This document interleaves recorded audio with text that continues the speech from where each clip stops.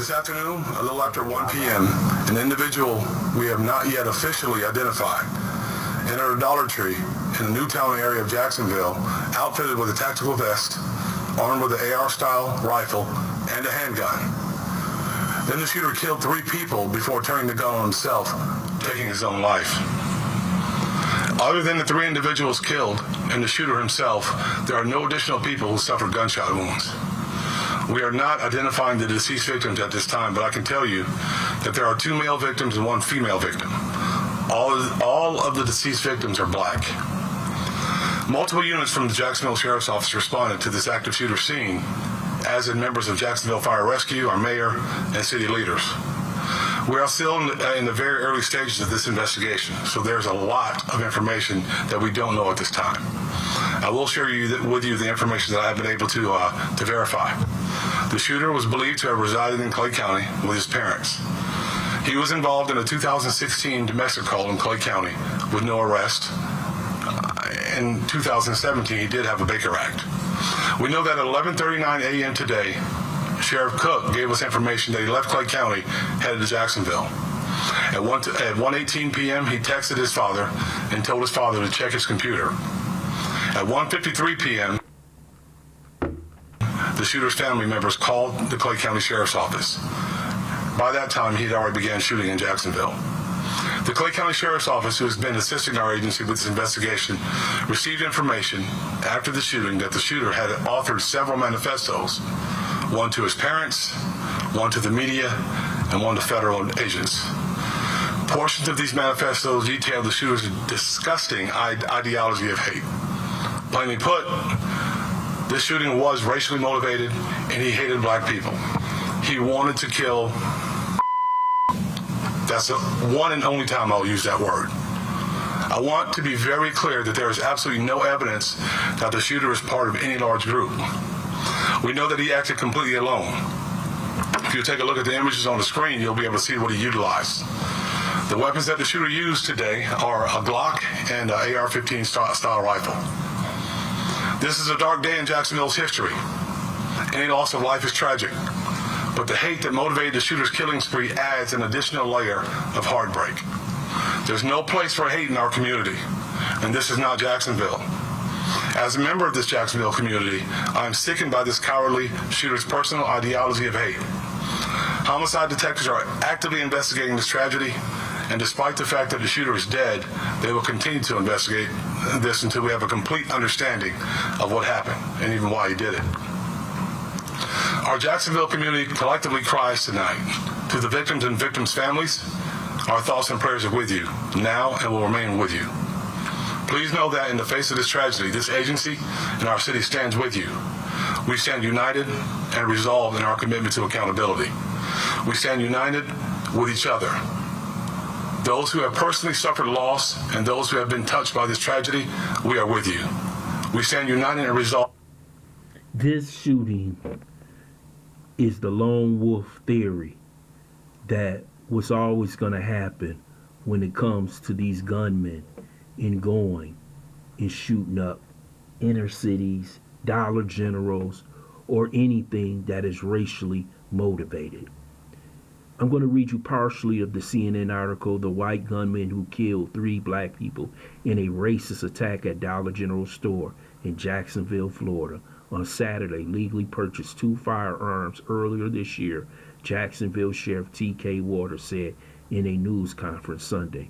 The gunman, identified as 21-year-old Christopher Palmeter, bought a handgun in April and an AR-15 style rifle in June. The sheriff said he lived with his parents in nearby Orange Park and had no criminal arrest record, although he had been involuntarily held under the Baker Act in 2017, the sheriff said. In this situation, there was nothing illegal about him owning the firearms, he said. The Justice Department is investigating the shooting as a hate crime and an act of racially motivated violent extremism, Attorney General Merrick Garland said in a statement Sunday.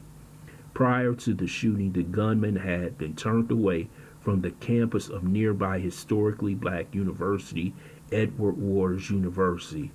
There he refused to identify himself to an on-campus security officer and was asked to leave, the university stated in a news release. The individual returned to their car and left the campus without incident. The encounter was reported to the Jacksonville Sheriff's Office by E.W. Edward Waters University Security, the school said.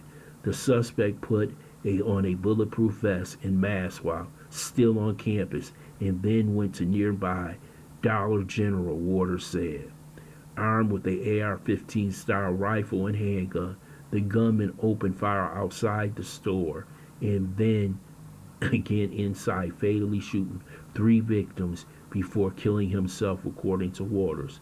The 3 victims killed, 2 males, 1 female, were all black. This is similar to what happened in Buffalo when the lone gunman came into Tops supermarket and he shot 10 black people dead. Also, a former police officer. They don't have to have Klan meetings. They don't have to have WS meetings. All they need to do is influence people on the internet. And they will go out as lone gunmen and do it themselves. We have to understand, as black people, when they tell us about anti-gun policies and they tell us that we don't need any weapons, we need to defend ourselves. Not only do we need to defend ourselves against Christopher Paul Matera, we need to defend ourselves because of the communities we live in and the violence that's happening. The people I want to thank is the police officers and the security officers at Edward Waters University. Because this young man, on a Saturday, when everybody is walking around, milling around, talking, he could have killed 30, 50, 100 people with that AR-15 on that campus if that security guard. Then they called Jacksonville Sheriff's Department. Didn't stop him on that campus. Yes, 3 people were killed and those families are grieving. But that security officer who did his job, saw that boy come on that campus, he should be credited as a hero. This young man was disturbed. The ideology is disturbed. But let me tell you something. There's a hell of a lot more of them out there. The one in Buffalo who shot up the supermarket, down here in Florida, you're going to see more of these incidents coming up very soon. And I'm telling you, it's not going to stop. We living in a divided country. We're divided by races. And I'm going to tell you this. Get ready. Because it's only going to get worse. I want to thank you for listening to Black Site. I hope you subscribe to this channel. Smash that like button. But also share this video.